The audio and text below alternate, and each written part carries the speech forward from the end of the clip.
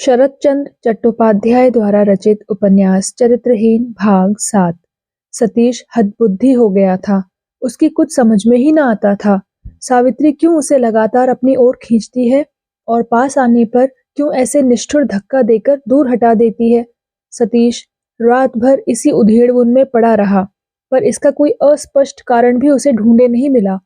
इससे उसे संदेह होने लगा, सावित्री कहीं पागल तो नहीं है। पिछली रात की एक-एक बात अब तक उसके शरीर के ढांचे में झनझनाहट पैदा करके चोट पहुंचा रही थी। इसी से वह बहुत तड़के ही डेरे से चल दिया और रहने के लिए एक दूसरा स्थान ठीक कराया। कुली को बुलाकर अपना सामान बांधने लगा। यह देखकर उस मेस के रहने वाले सब लोगों को बड़ा आश्चर्य हुआ। सबसे अधिक आश्चर्य बिहारी को हुआ। उसने पास आकर धीरे-धीरे पूछा, क्या बाबूजी घर जा रहे हैं? सतीश ने उसके हाथ में 5 रुपए रखकर कहा, नहीं बिहारी, घर नहीं जा रहा हूँ, स्कूल के पास ही एक घर मिल गया है, वहां जा रहा हूँ। बिहारी ने क्षण भर चुप रहकर कहा, लेकिन सावित्री तो अभी आई नहीं बाबू। सतीश ने सिर उठाए बिना ही कहा, नहीं आई? अच्छा, तू मेरे बिछौने बांध दे, मैं तब तक राखाल बाबू के पास जरा हो आऊं।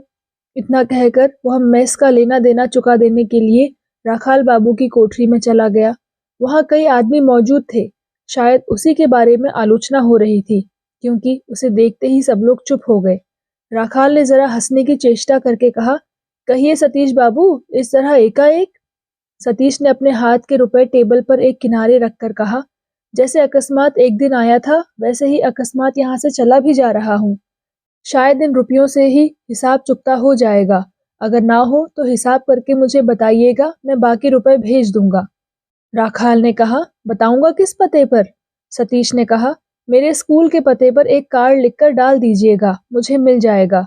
इतना कहकर और कुछ कहने सुनने की अपेक्षा न करके सतीश वहां से चल दिया।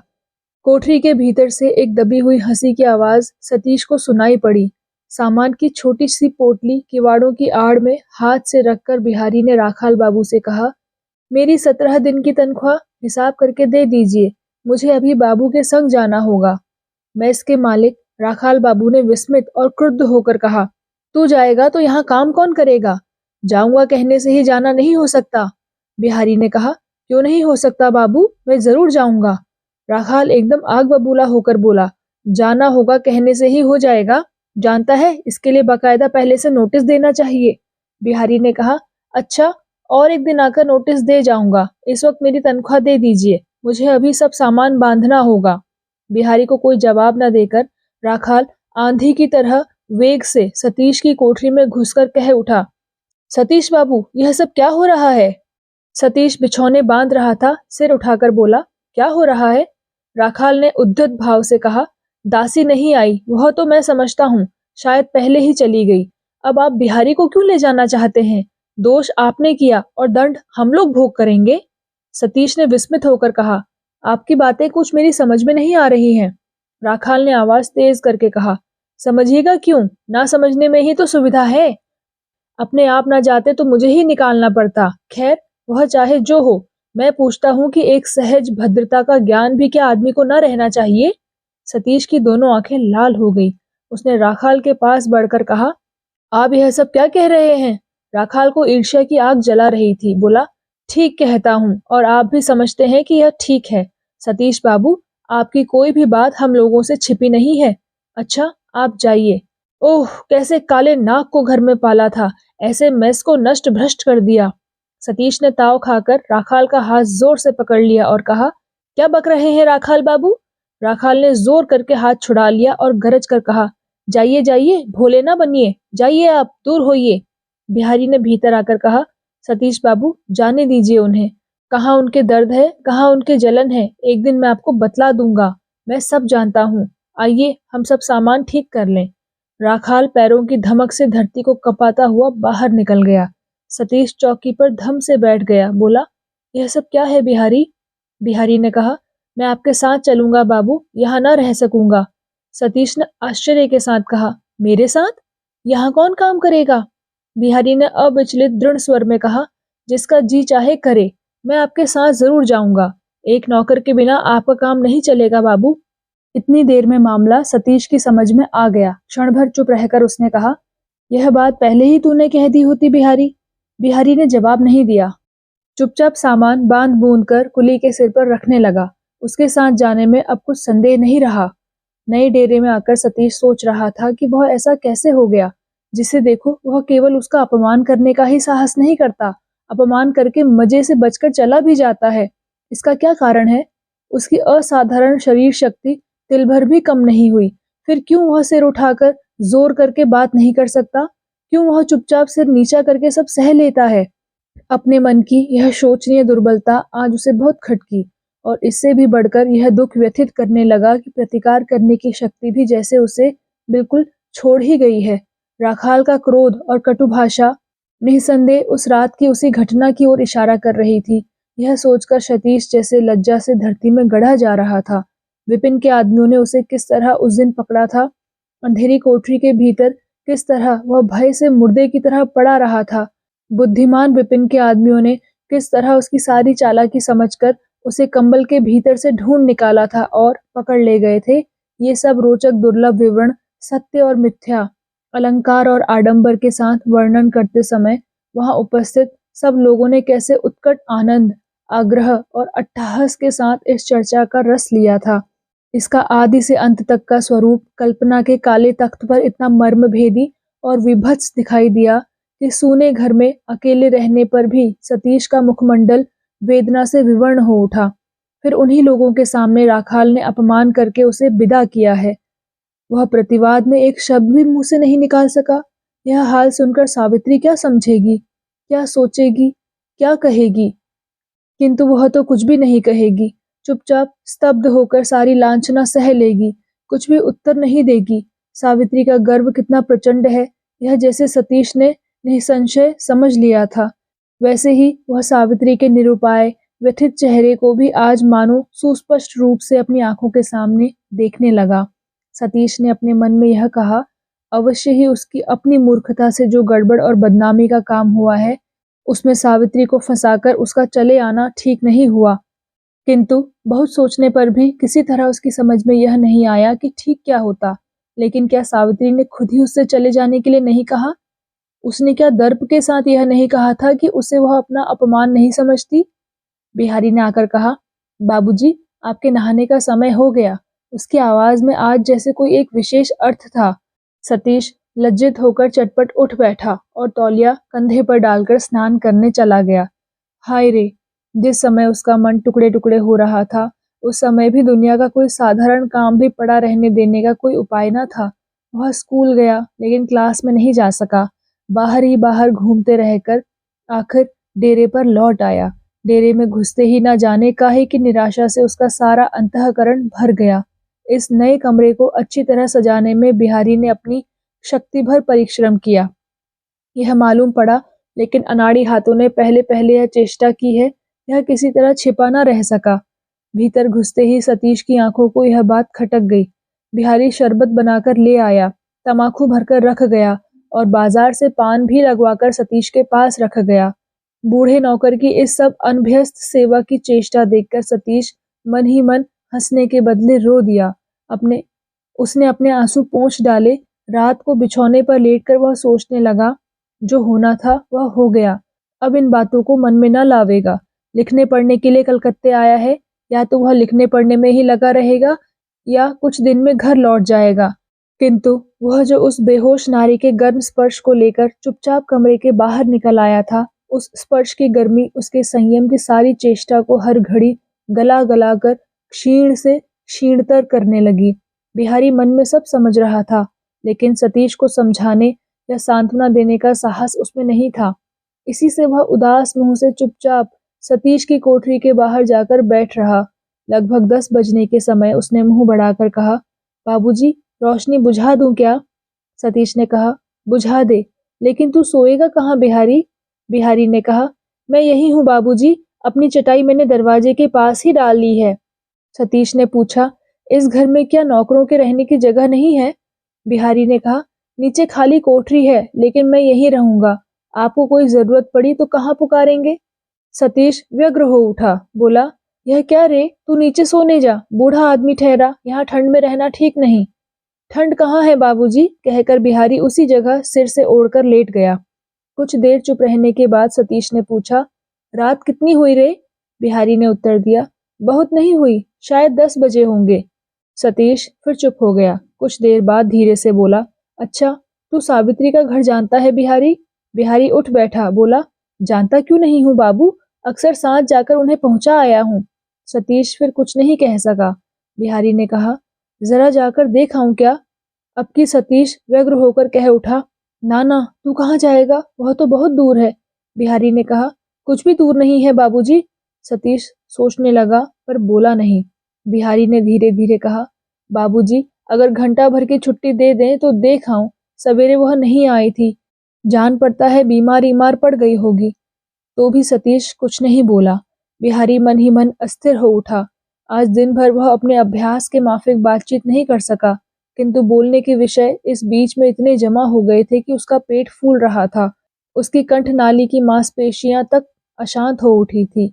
उसने फिर कहा, नई जगह हमें नींद नहीं आ रही है बाबू, और तमाकू भर दूं क्या? सतीश अनमयस्क हो पड़ा था। उसका ध्यान किसी और तरफ चला गया था। वह बोला नहीं। तब भी बिहारी कुछ देर तक गर्दन उठाए उत्तर की प्रतीक्षा करता रहा। अंत को हताश होकर सिर से ओढ़कर फिर लेट गया। दूसरे दिन ठीक समय पर सतीश स्कूल चला गया। दोपहर के समय हाथ का काम समाप्त करके उसी दिन रखे गए रसोइये महाराज के ऊपर घर की देखभाल का भार छोड़कर बिहारी चल दिया और 17 दिन की बाकी तनख्वाह लेने के बहाने पुराने डेरे पर पहुंचा। उसे डर था कि कहीं राखाल बाबू दफ्तर ना गए हों, मौजूद ना हो। इसी से भीतर घुसते ही अपनी जगह पर नए रखे गए नौकर से पता लगाकर वह बेखटके रसोई घर के सामने पहुंचा और ऊंचे स्वर में पाचक महाराज से बोला, महाराज पालागन। रसोइये महाराज गांजे का दम लगाकर धुत बने हुए दीवार से पीछ लगाए आंखें मूंदे ध्यानस्थ होकर मौज ले रहे थे। पालागन से चौंककर उन्होंने कहा, कल्याण हो। इसके बाद सिर सीधा करके आंखें खोलकर बोले, अरे कौन बिहारी, आओ बैठो। बिहारी पास आकर पैर छूकर बैठ गया। महाराज ने अंगोछे का खूंटा खोलकर थोड़ा सा गांजा निकाला और बिहारी के हाथ में देकर कहा, हाँ, उस डेरे में भोजन कौन बनाता है? बिहारी ने उठकर गांजे में पानी की कुछ बूंदें डाली और गांजे को मलते मलते लौटते हुए कहा, एक पछाई महाराज, जो एकदम जानवर है। पाचक महाराज, जिनकी वंशगत उपाधि चक्रवर्ती थी, खुश होकर सिर हिलाते हुए बोले, भगवान ने उधर के लोगों के पूंछ नहीं लगा दी है, इतनी ही कसर है। इसके बाद इस मेस के नवीन हिंदुस्तानी नौकर के बारे में चक्रवर्ती ने कहा, बंगाली लोग बिहार, उत्तर प्रदेश आदि इधर के लोगों को हिंदुस्तानी कहते और उनका मखौल उड़ाते हैं। हमारे यहाँ कल ही एक साले भूत को पकड़ लाया गया है, सो उसकी लियाकत का क्या कहना? उसका नमूना यह देखो ना बिहारी। आज सवेरे एक चिलम गांजा देकर मैंने कहा, इसे बना तो ला भैया। मैंने सोचा इसकी लियाकत और होशियारी जरा परख कर देख ही ली जाए।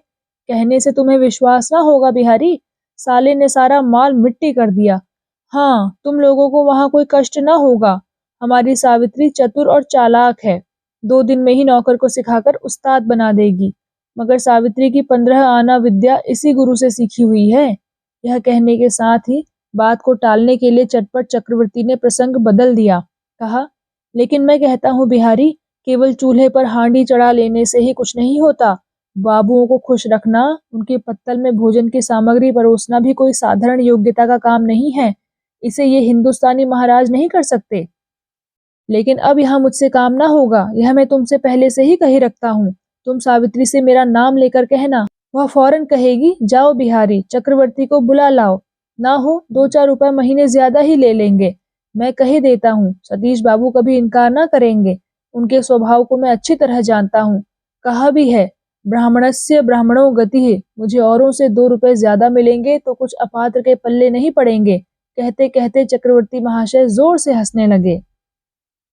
बिहारी अवाक हो गया। क्षण भर के बाद उसने कहा, महाराज जी, लेकिन सावित्री तो वहां नहीं है।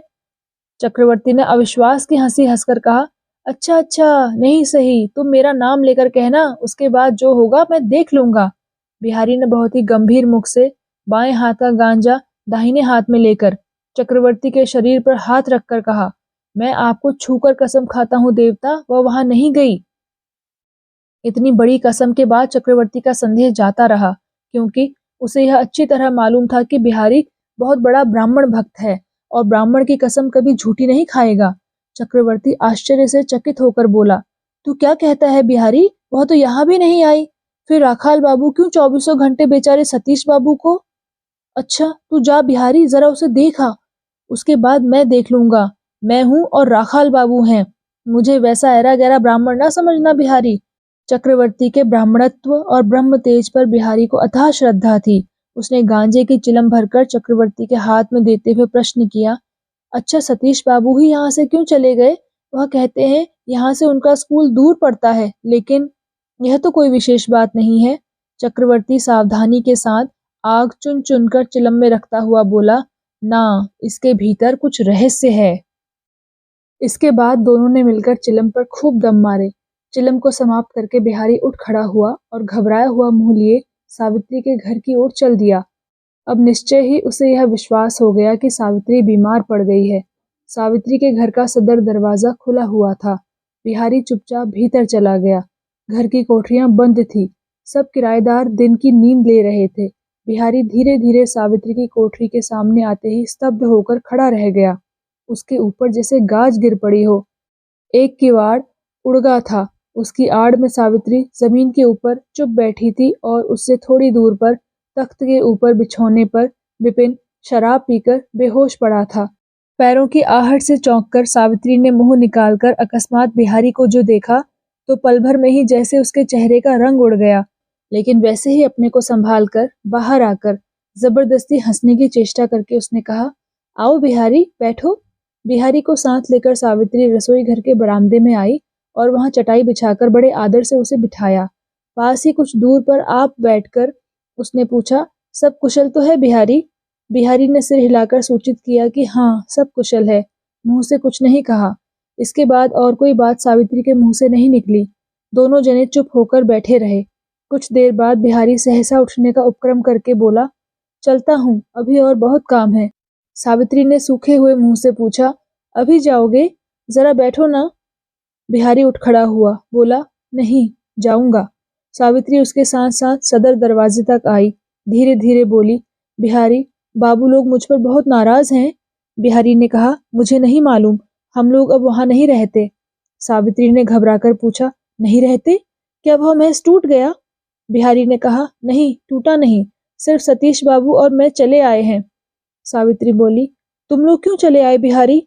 यह बड़ा पवाड़ है, कहकर बिहारी ने फिर जाने के लिए जैसे पैर बढ़ाया, वैसे ही सावित्री ने उसके दोनों हाथ पकड़कर विनती के स्वर में कहा, एक बार फिर तुमको थोड़ी देर के लिए बैठना होगा बिहारी। बिहारी ने अटल भाव से सिर हिलाकर दृढ़ता के साथ कहा, ना, मुझे फुर्सत नहीं है। सावित्री ने कहा, अच्छा तो कहो, कल एक बार आओगे? बिहारी ने वैसे ही दृढ़ कंठ से कहा, ना, अब मुझे आने का समय नहीं मिलेगा।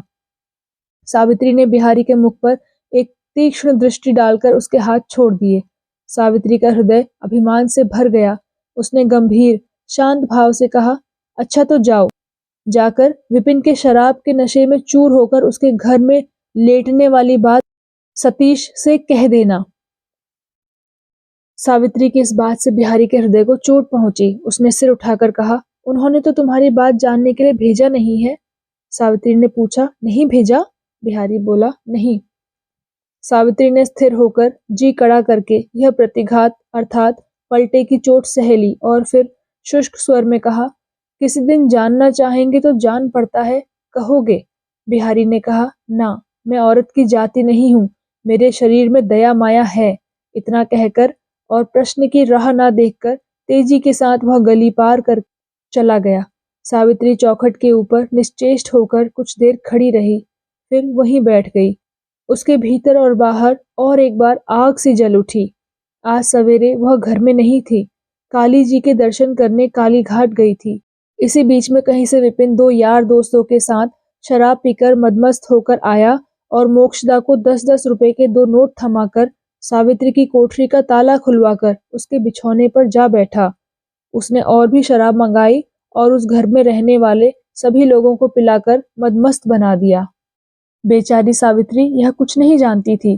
12 बजे के लगभग उसने घर में घुसकर देखा, इस घर की किराएदार 2 अधेड़ औरतें मदमस्त होकर आपस में लड़ झगड़ रही हैं और उसकी मौसी मोक्षदा सामने के बरामदे में चित पड़ी हुई उखड़े हुए गले से मन की मौज में विद्या सुंदर नाटक के रसीले गाने गा रही है। घर भर में लैया, अंडों के छिलके, मछली के कांटे और चाट के खाली दोने पड़े हैं। कहीं पैर रखने को भी जगह नहीं है। मोक्षदा सावित्री को देखते ही अपनी अस्त व्यस्त धोती को कमर में लपेटते लपेटते उठकर खड़ी हो गई और एकदम सावित्री के गले से लिपटकर उसने रोना शुरू कर दिया। बेटी, ऐसे ऐसे दरिया दिल बाबू जिसके हो, उसे कष्ट हो, वह नौकरी करे, लेकिन मैं तेरी गरीब मौसी हूँ सावित्री। मोक्षदा के मुंह से शराब की भभक आ रही थी। गालों में, माथे में, कपड़ों में, सारे अंगों में हल्दी के सूखे दाग थे और सांस में कच्चे प्याज की कुत्सित तीव्र गंध थी। असह्य घृणा से सावित्री ने जोर से ठेलकर उसको अलग कर दिया और कहा, मौसी, तुम भी शराब पीती हो? तुम भी मदमस्त हो? धक्का खाकर मोक्षदा ने रोना बंद कर दिया और आंखें लाल लाल करके चिल्लाकर कहा, मदमस्त? अलबत्त मैं मदमस्त हूँ। पड़ोसियों से जाकर पूछ, वे कहेंगे मोक्षदा मदमस्त है। मेरा भी एक जमाना था री, मेरा भी एक जमाना था। मैं भी 24 घंटे शराब के नशे में चूर रहती थी, शराब में डूबी रहती थी। तू इसे क्या जानेगी कल की छोकरी?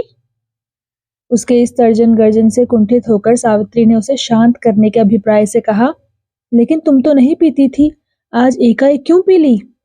मोक्षदा का स्वर और एक पर्दा चढ़ गया। उसने और भी क्रोधित होकर कहा, एकाएक कैसे? मैं एकाएक पीने वाली औरत नहीं हूँ। जाकर अपने बाबू से पूछ ले, जो एक गिलास शराब पीकर चुल्लू में उल्लू होकर अंटाचित पड़ा है। अरे हम मर जाएं तो भी अपनी मर्यादा नहीं छोड़ती। आंचल में जब उसने 2 नोट बांध दिए हैं, तब मैंने शराब का गिलास हाथ में पकड़ा है। इतना कहकर मोक्षदा ने आंचल खोलकर नोट दिखाते हुए दर्प के साथ कहा, मोक्षदा ऐसी नहीं है कि कहते ही दौड़ी जाकर पीने लगे। सावित्री ने चौंक कर पूछा, बाबू आए हैं क्या? मोक्षदा ने कहा, नहीं तो यह सब कांड किसने किया? लेकिन मैं कहती हूँ, पियो कहते ही क्यों पीऊंगी? क्या मेरे इज्जत आबरू नहीं है? इससे पहले बरामदे के उस किनारे जो 2 किराएदार औरतें आपस में झगड़ा कर रही थी, वे मोक्षदा की ऊंची आवाज में कलह का आभास पाकर इन दोनों के पास आकर खड़ी हो गई। उनमें जिनका नाम बिधु था, उसने कहा, इज्जत आबरू हम लोग भी रखती हैं, समझी? ताना हम भी समझती हैं। हम तो सावित्री को अपनी लड़की के बराबर मानती हैं। उसका बाबू आकर हमारा हाथ पकड़कर खुशामद करने लगा, इसी से हमने पी ली, नहीं तो। उसकी बात पूरी होने के पहले ही मोक्षदा गरज उठी, सावित्री का बाबू भले ही हो, भले ही जमाई हो, मैंने तो 20 रुपए लेकर जब आंचल में बांध लिए तभी शराब के गिलास को हाथ लगाया। ये बातें सुनकर सावित्री लज्जा और घृणा से मरी जा रही थी। वो कह उठी, ठहरो मौसी, ठहरो, चुप रहो। मोक्षदा ने कहा, चुप क्यों रहूं? जो कहूंगी सामने ही कहूंगी। इस तरफ के सब लोग जानते हैं कि साफ और स्पष्ट कहने वाला अगर कोई है तो बस मोक्षदा है।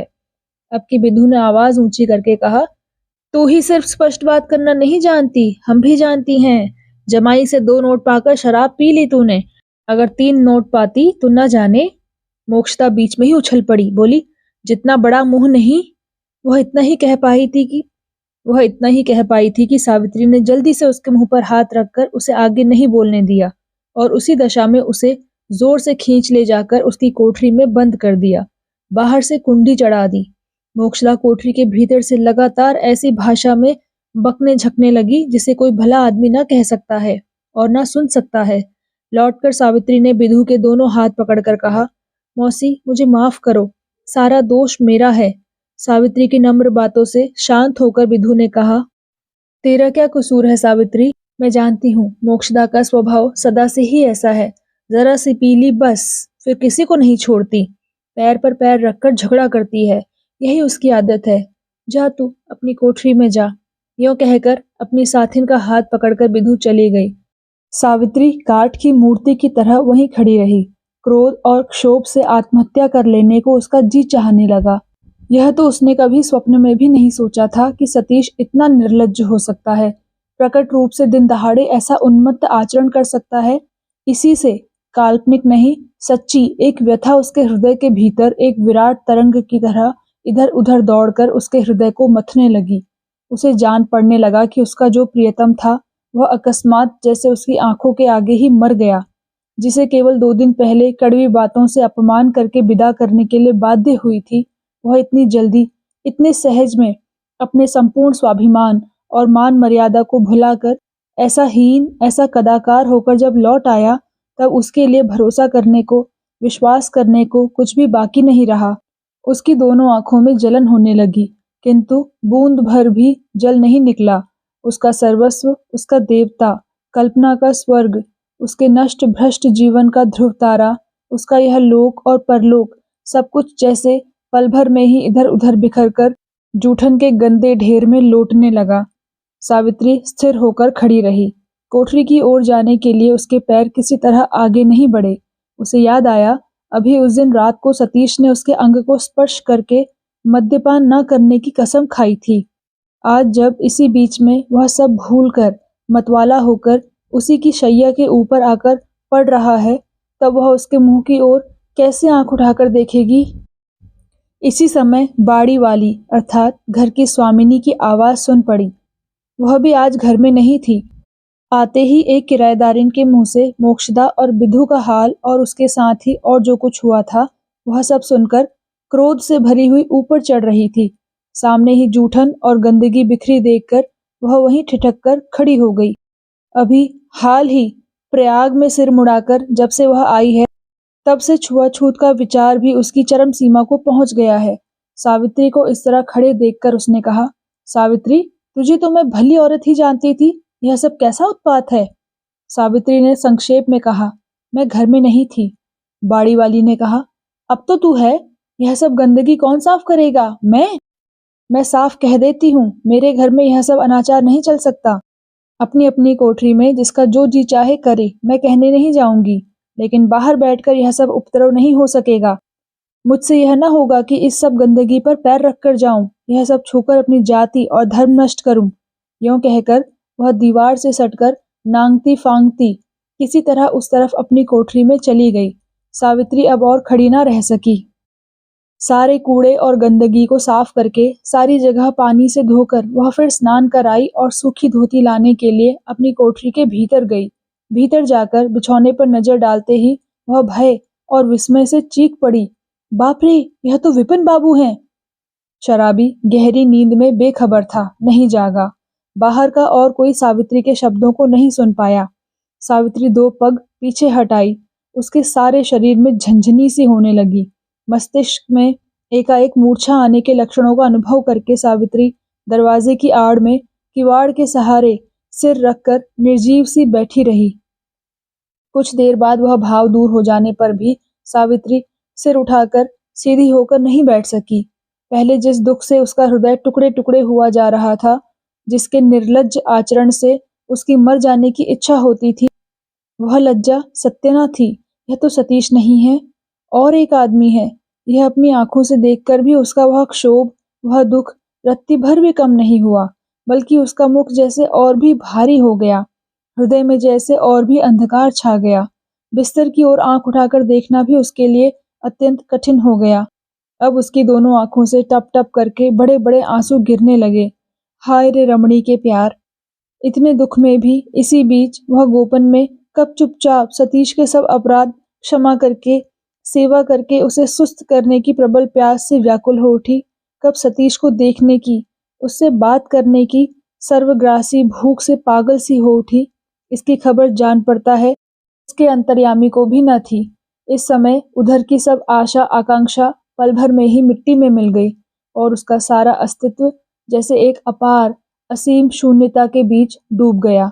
ठीक इसी समय उसकी कोठरी के दरवाजे पर बिहारी आकर खड़ा हो गया था। उसी जगह, उसी बाहरी दरवाजे की चौखट के ऊपर वह उसी तरह बैठी रही। दिन ढल गया, इधर उसका ध्यान ही नहीं गया। अब तक एक बूंद पानी भी उसके गले में नहीं गया है, इसका भी उसे ख्याल नहीं था। किंतु राह में आने जाने वाले लोगों की ललचाई नजरों से संकुचित होकर एकाएक वह उठ खड़ी हुई और मन की सारी कमजोरी को जबरदस्ती दूर करके अपनी कोठरी में बिस्तर के पास जाकर उपस्थित हुई।